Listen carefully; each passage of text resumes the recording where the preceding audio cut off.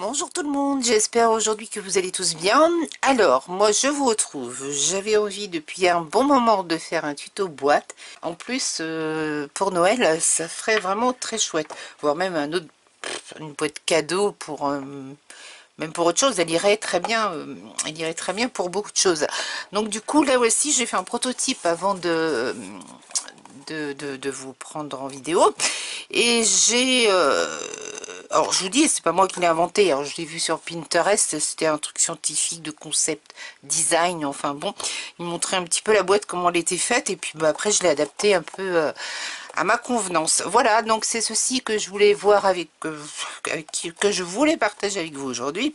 Et pour ce faire, j'ai pris une feuille de papier Prima, qui est Amelia Rose Collection, A Little Bit of Ink. Alors ça j'adore. Je suis pas une grosse fan de Prima, mais voilà, il y en a certaines où il y a vraiment... voilà, il y a des super jolis motifs. Et alors quand c'est comme ça, un petit peu baragouiné, j'adore. Voilà. Donc il nous faudra un papier donc qui est quand même assez cardstock, hein, vous voyez. Et pour faire donc les parties hautes et basses de la boîte. Et donc pour le côté intérieur, donc qui est une boîte toute simple. Voilà, donc on va reprendre aussi également un papier noir. Donc vous allez voir, c'est pas compliqué, il y a pas mal de pliage à ce niveau-là. C'est un petit peu mathématique, mais elle se fait très bien. Feuille donc de chez Amelia Rose, et nous allons en couper deux morceaux de même taille. Je vérifie mes cotes, donc 6. Alors, le papier, vous allez voir, il y a des mesures avec des virgules, mais bon, le papier scrapbooking étant ce qu'il est, hein, il fait 12 pouces par 12 pouces, la moitié c'est 6 pouces, donc c'est 15,2 cm en français. Donc je vais me baser un peu sur les inches, c'est quand même beaucoup plus facile. Donc vous coupez à 15,2 comme vous voulez, moi je vais couper à 6 inches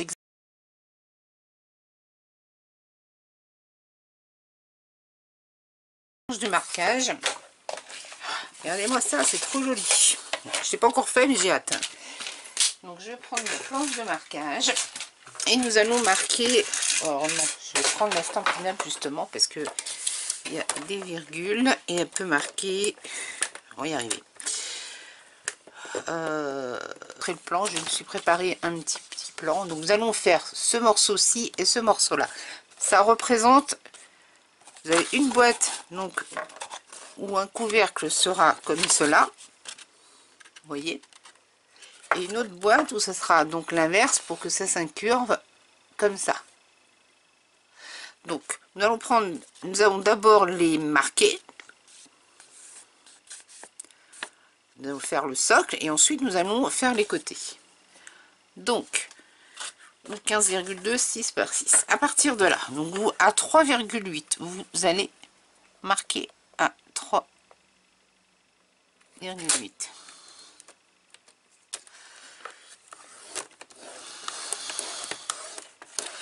Des quatre côtés. 3.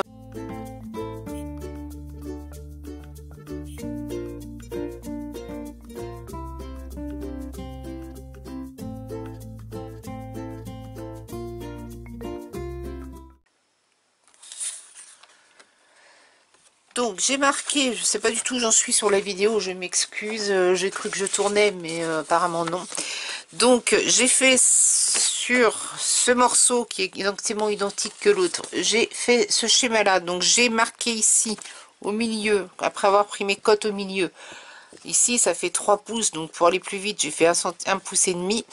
Donc ici au milieu, j'ai monté sur 4 mm. Ensuite, j'ai monté ici à 1,5 et 1,5. Et j'ai marqué mes plis que je vais faire plus tard. Et ça sur les 4 côtés. D'accord? Et sur celui-ci, que j'ai bientôt fini, parce que je viens de me rendre compte que la caméra, je ne l'avais pas remontée. Donc je vais sur ce schéma. Et là, je fais 1,5 au milieu. 4 mm sur les côtés, je trace, ça c'est mes futurs plis, donc j'ai tracé, parce que comme sur le noir on voit pas très bien, j'ai tracé même pour vous montrer donc ce que j'ai fait, et pareil sur les 4 côtés, d'accord. Donc là, il ne me reste plus qu'une, donc je ne vais pas tracer, je vais tout de suite prendre ma règle, et je vais marquer mon pli directement. Je décale légèrement parce que ma pointe de stylet étant arrondie, ça prend de la place. Voilà, et je marque mon futur pli. Alors ici mes 4 mm, 4 mm, 1 cm et demi. Je rejoins ce point à ce point. Et donc je fais la même chose sur toutes les lignes que j'ai tracées. Je marque tous mes plis et je vous retrouve juste après. Je vais accélérer la vidéo.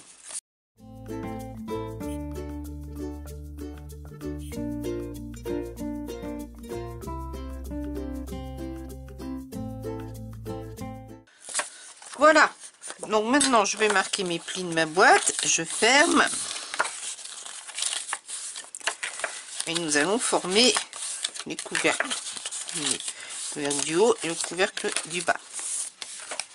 D'accord? On prend un ciseau. Donc je suis sur celui-ci.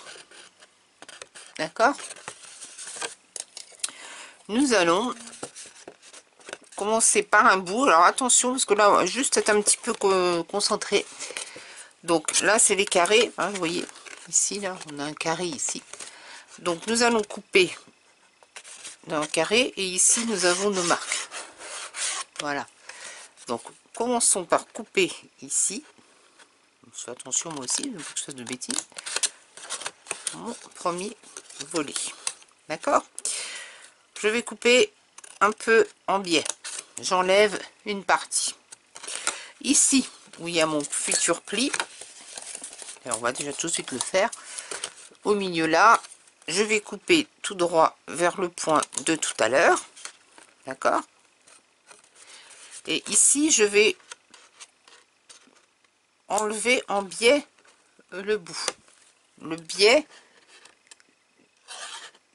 voilà. Oui, c'est bon. Jusqu'ici.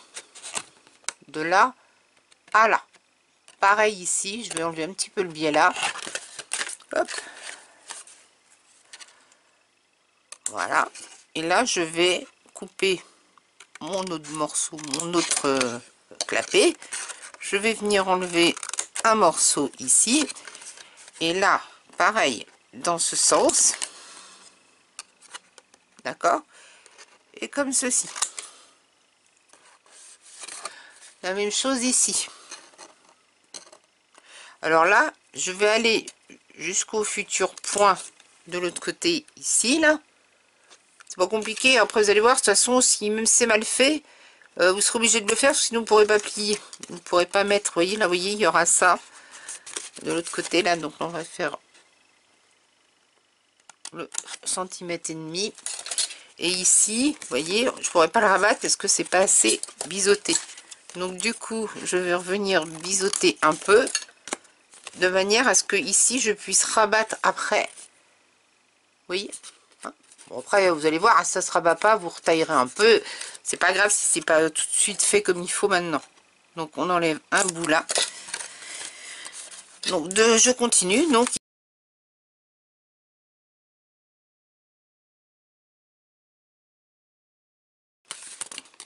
on va se retrouver, donc, vous voyez, avec nos rabats. Ça va faire super joli sur le côté.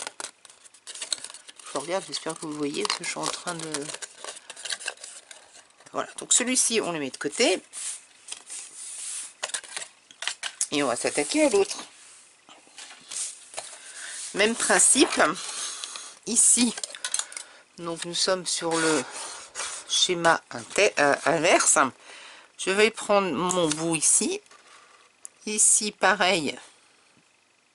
Je vais venir sur ce côté-là l'enlever.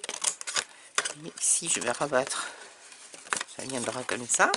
Donc, à l'inverse. Voilà.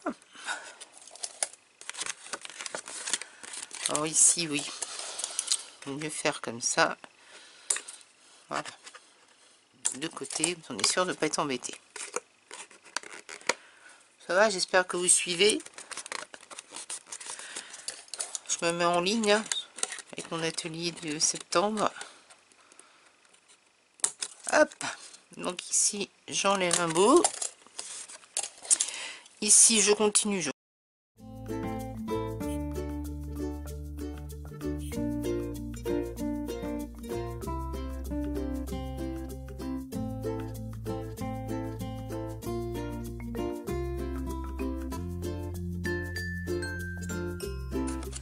et coller. Voilà, donc nous avons donc le format inverse du couvercle que nous avons fait d'avant, et donc nous n'avons plus qu'à coller tout ça. Voilà. C'est un peu long, mais bon, une fois qu'on l'a fait une première fois, après ça part tout seul. Donc maintenant nous allons faire la boîte, tout ce qu'il y a de plus normal, la boîte noire. Donc j'ai remodifié là, si vous avez vu avant sur mes vidéos, il y avait marqué 20,2, vous oubliez, donc c'est 21 par 21. Je vais garder ici 7,5 parce qu'il faut que ma boîte qui fait 7,6 ici, il faut que ça rentre dedans, donc je garde 7,5. Mon papier Prima étant très fin, j'ai pas besoin d'un gros écart. Et puis 21 moins 7,5, ça fait 13,5, divisé par 2, 6,75 sur les côtés.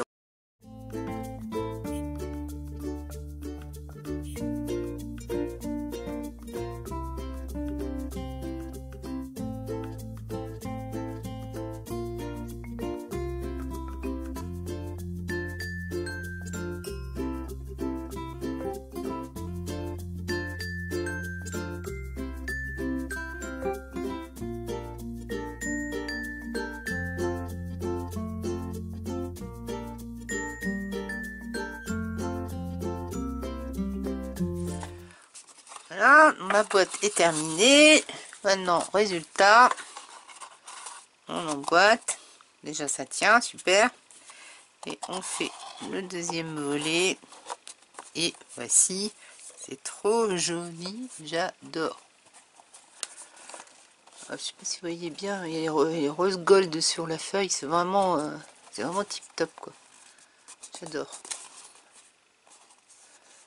Vraiment très joli. Voilà, ça nous fait vraiment une boîte vraiment très chic, très design, j'aime beaucoup. Voilà, donc ensuite j'ai cherché à... Bon là elle tient. Alors soit si vous voulez vous la coller au fond. Donc ça fait la boîte rigidifiée et vous avez donc au moins ça vous évite de l'ouvrir dans les deux sens.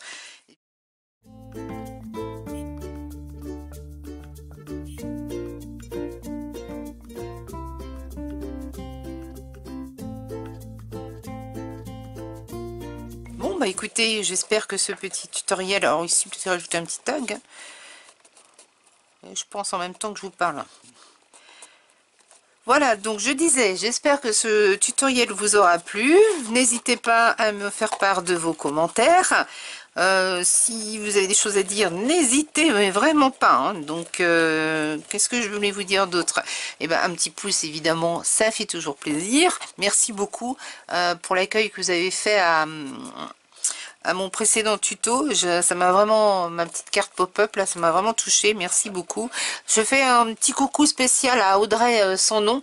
Je t'avoue ma belle que à chaque fois que j'ai voulu voir tes vidéos, soit j'entendais un peu le son, soit je voyais la vie, enfin bon voilà. Mais je te fais un gros bisou parce que ce que j'ai entendu c'est super mignon. Voilà, donc je te réponds très bientôt ma belle. Voilà, donc ce tuto est terminé. Je vous dis à très vite pour un prochain tutoriel ou autre chose. Je sais pas trop encore exactement. Je vous embrasse. Passez de bonnes fêtes de fin d'été. De bonnes fêtes. Vous voyez, je suis un peu... voilà, c'est moi ça. Il ne faut pas s'inquiéter, c'est moi. Donc une bonne fin d'été. Voilà, c'est beaucoup plus sympa comme ça. On se retrouve très vite. Gros bisous.